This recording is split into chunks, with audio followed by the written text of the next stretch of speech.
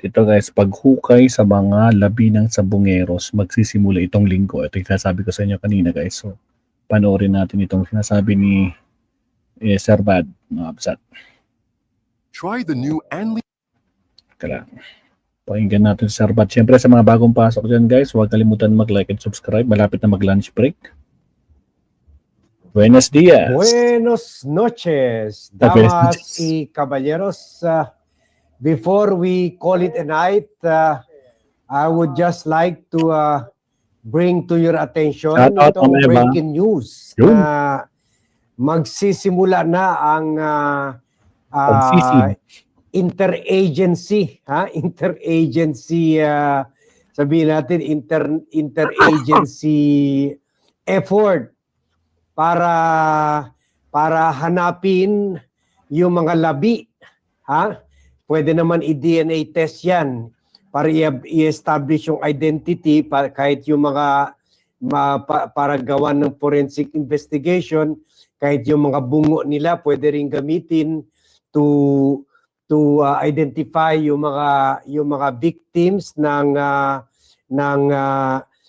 alleged killing of sabungeros working or are related to the Isabong Company of Atong Ang.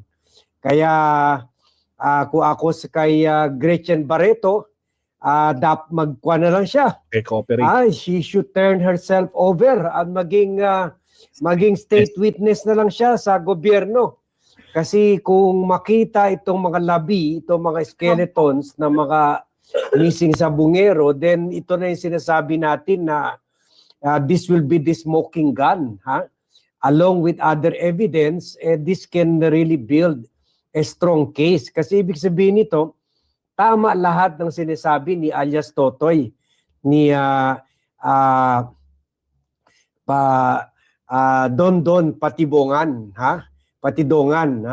So, this will really bolster his credibility.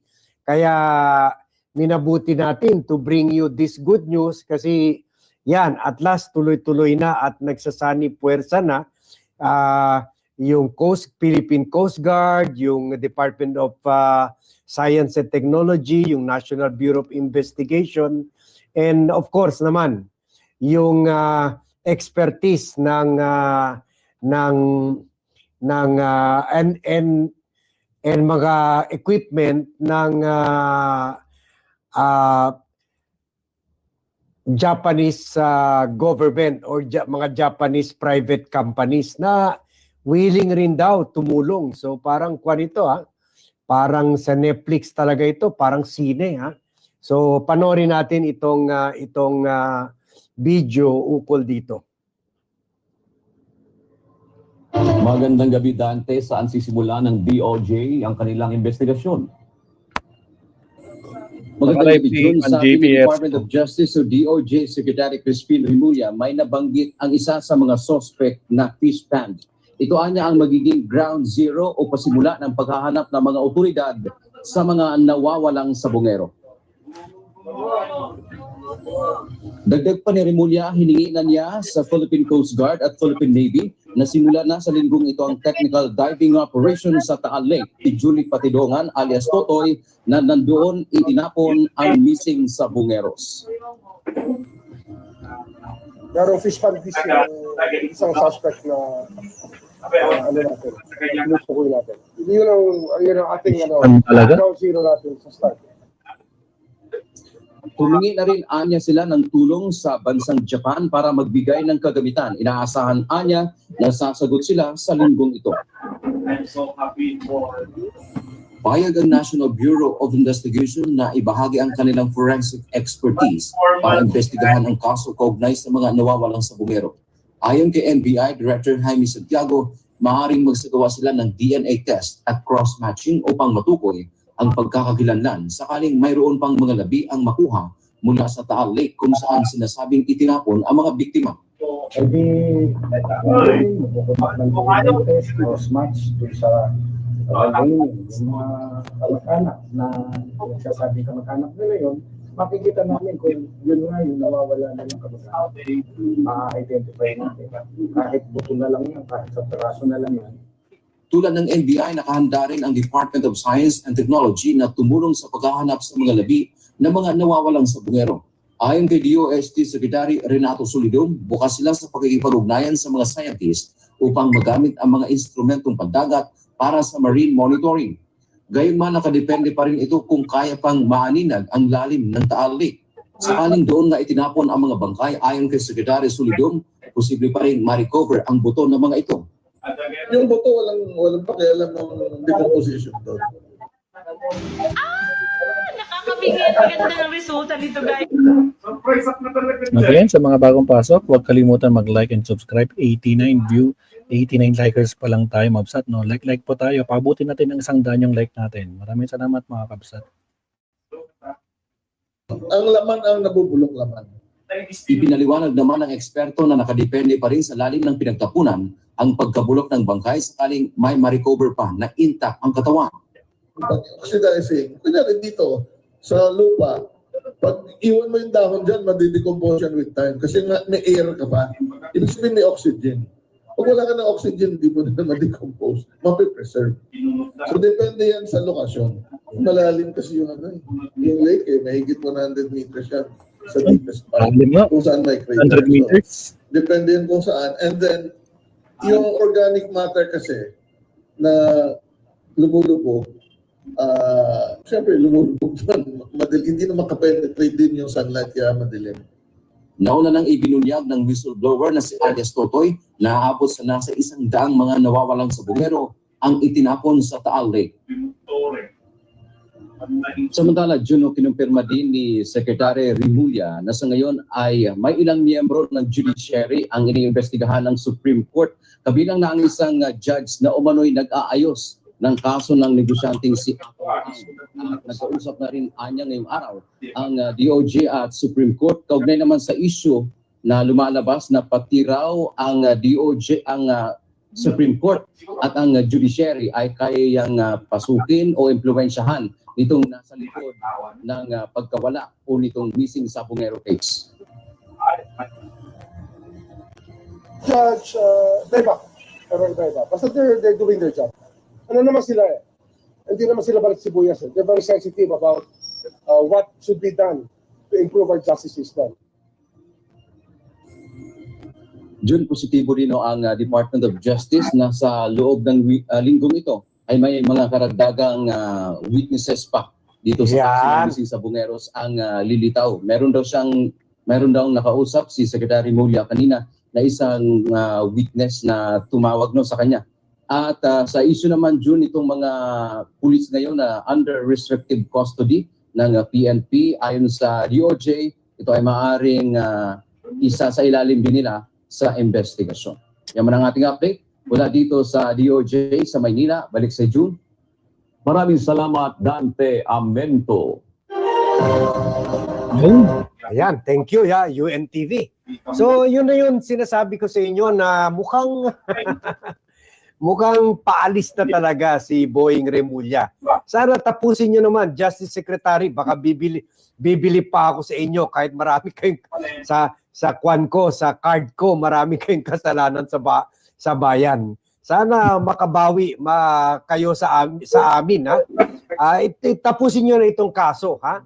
Pabilisan nyo na kasi kung dapat mag-assume na office na yung bagong ombudsman sa 29. Kung kayo na ito, dapat i-wrap up nyo na itong investigasyon.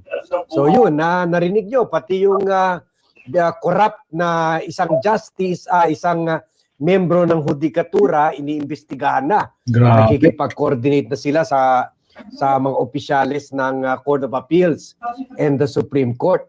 At yun, pinakamagandang development yung paghuhukay dito kasi kahit isa o dalawa lang na mga sabungero na na-identify talaga through their teeth, through DNA na talagang sabungero at trabahante ito ni Atong Ang, yun, malaking dagok yun kay Ang sa kaso.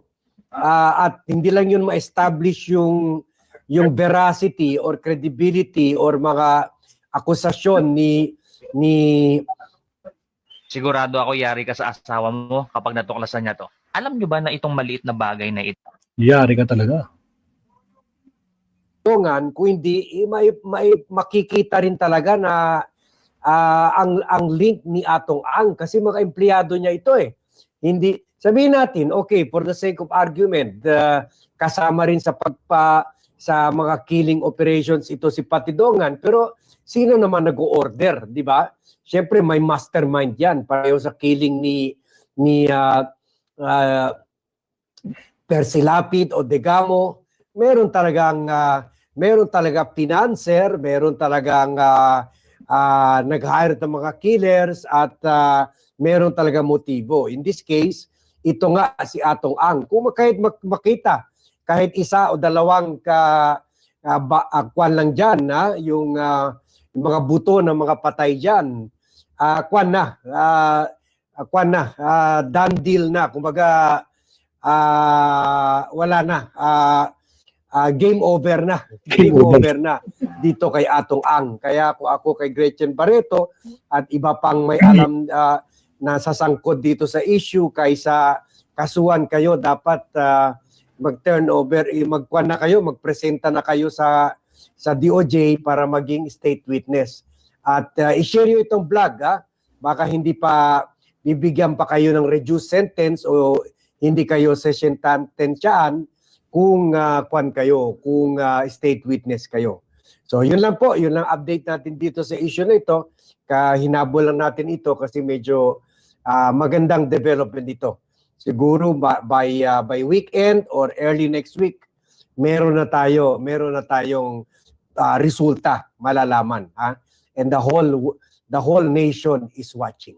So yan lang muna. And again, mukhang seryoso si President Bongbong Marcos dito kasi meron lang interagency effort to work towards retrieving and examining yung mga buto ng mga biktima.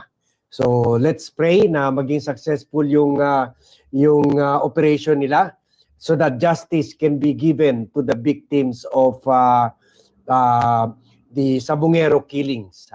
So thank you very much everyone for watching. Thank you for joining me in this vlog. By the way, at 6:30 tomorrow morning, meron tayong bagong update sa political kasi 3 years away na lang.